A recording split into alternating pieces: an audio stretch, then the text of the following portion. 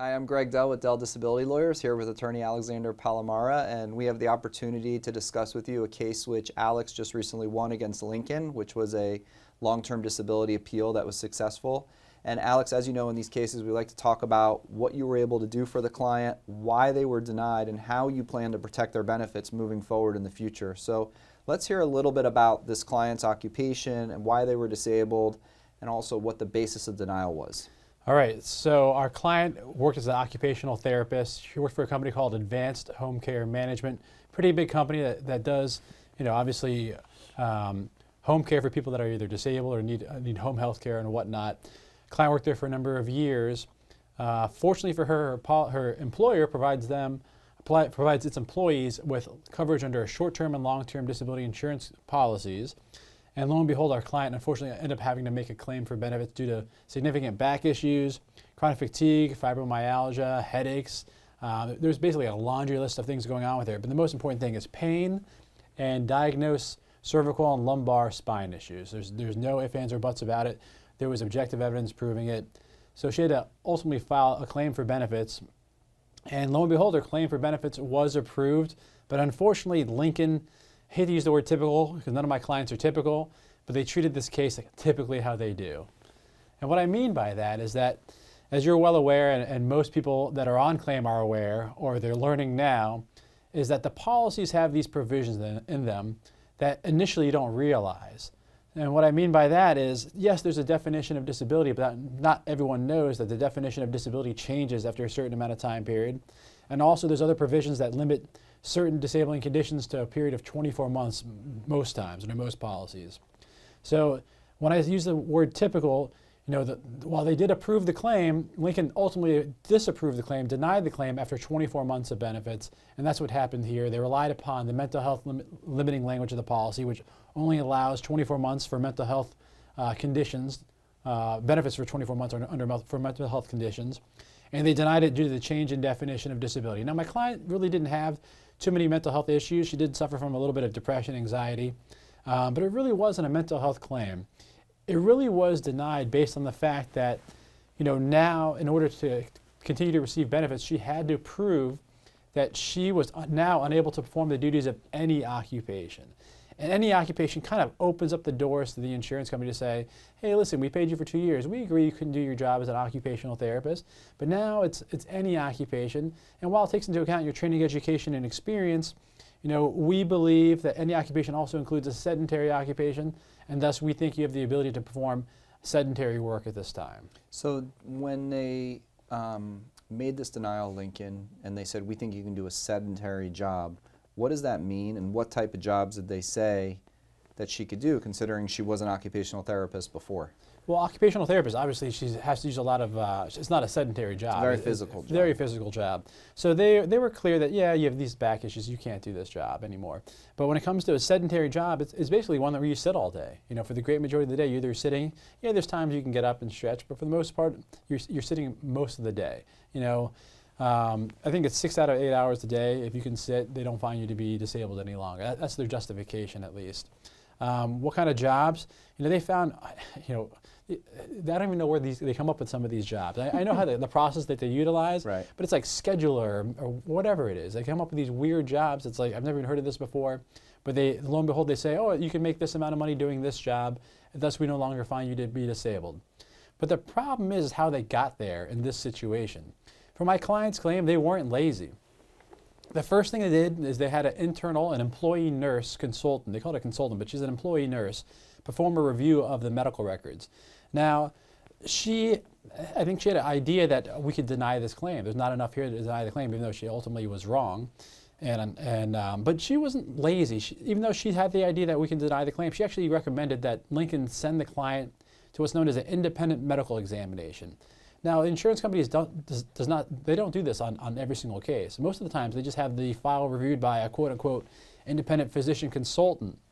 But here, they went a little bit further, and they actually had our client seen by a hired physician, someone they went out and found through one of their third-party intermediaries, and found this doctor to perform a independent medical examination. Now, the problem well, you called it independent, but first of all, let me say something about that. the independent medical exam, you'll talk about whether it's independent or not, but it is compulsory in the sense that our client is required to go, and it really should be called a compulsory medical exam, which it is. I don't think they're independent, but you go in and speak as to whether you think they're independent. Well, they call them independent. Okay. That's what they call them. Everyone knows they're not independent. For the most part, you have to realize who's paying this doctor's bill, right? And if the doctor, lo and behold, Lincoln's paying the bill here, and lo and behold, the doctor might make a lot of side income doing these type of examinations. For the amount of time they spend with these patients, the bang for the buck is pretty rewarding. So they kind of want to do it again and again because it's easy money. Maybe it pays for the next vacation or what. Who knows? So lo and behold, when I review a lot of these IME reports, independent medical examination reports, they typically are biased in favor of the paying party, which is the insurance company. So this case was actually no different. While the insurance company spent some money and sent our client to an IME, when it came down to it, our client states that the doctor spent a total of 13 minutes with her. Now, in the denial letter, it states this was an IME. They also they claimed that this doctor did a functional capacity evaluation during this IME process. So during a 13-minute period, not only did this doctor speak with her and do an independent medical examination, they also ran her through some physical functional testing, which is, for lack of a better term, BS. There's no way this could have happened, right? I mean, we had a lawsuit where our client went to an FCE for 4 hours, and Lincoln said that's not enough. That's a halfway done FCE. It should not count, right? So in this scenario, they did 13 minutes, not 4 hours, not a full, maybe not even 8 hours, not a full hour day, not even a half day. They did 13 minutes and claimed this is enough to deny the case. So what do?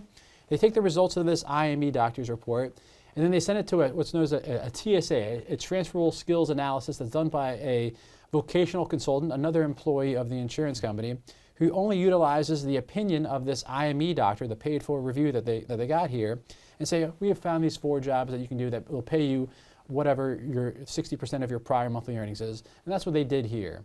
So what did we do? We did an appeal. But before we got to the appeal, obviously we got a copy of the claim file. We got updated medical records from the treating providers. We got updated letters of support from the treating providers. We sent our client to a functional capacity evaluation and got a copy of the Social Security disability claim file as well.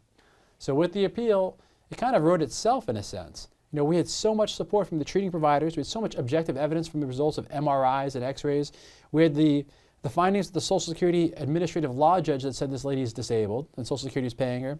And we have the results of our own functional capacity evaluation where we actually went through 7 hours of testing, and our independent physical therapist said this lady has a below than sedentary occupational ability. So we put all this together. We poked holes in the IME report.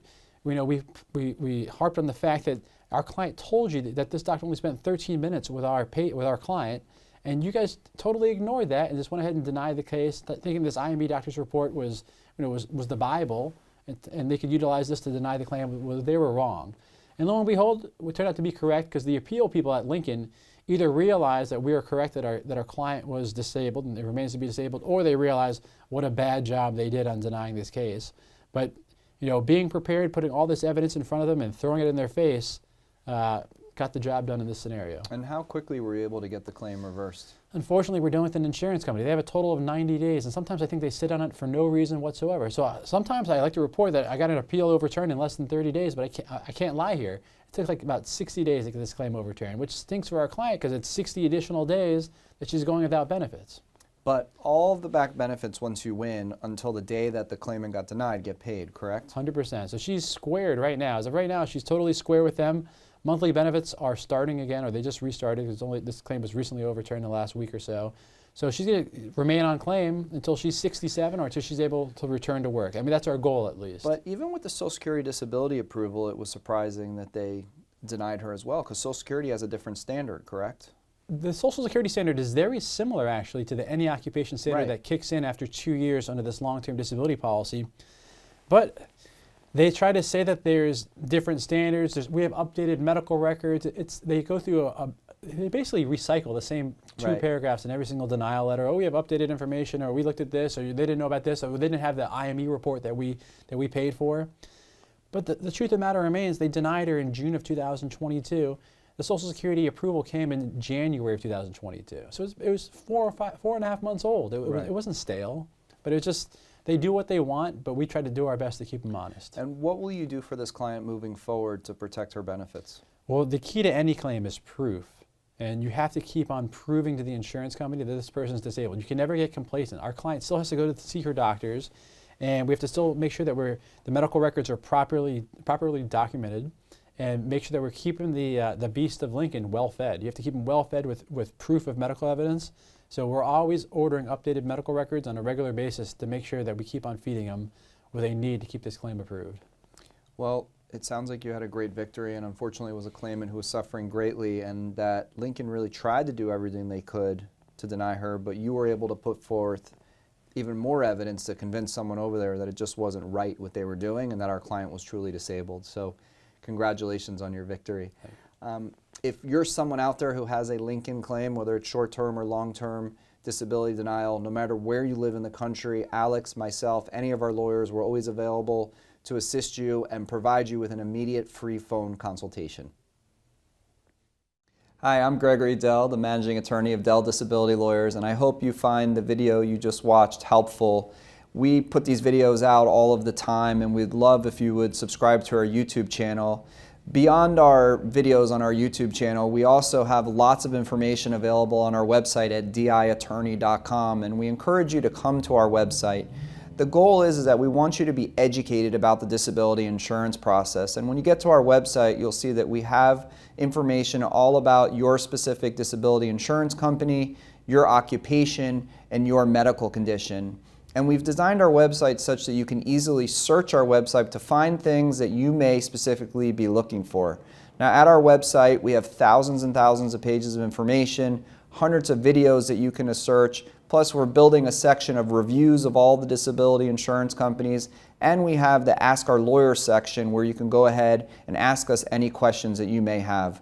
Now, we realize that you may not need us right now, but you may need us in the future to help you with your disability claim, and we think one of the best ways to keep in touch is by clicking the button below and subscribing to our channel. And most importantly, again, no matter where you live in the country, we're always available. Just go ahead and give us a call. We're happy to discuss your claim and let you know immediately if we can help you.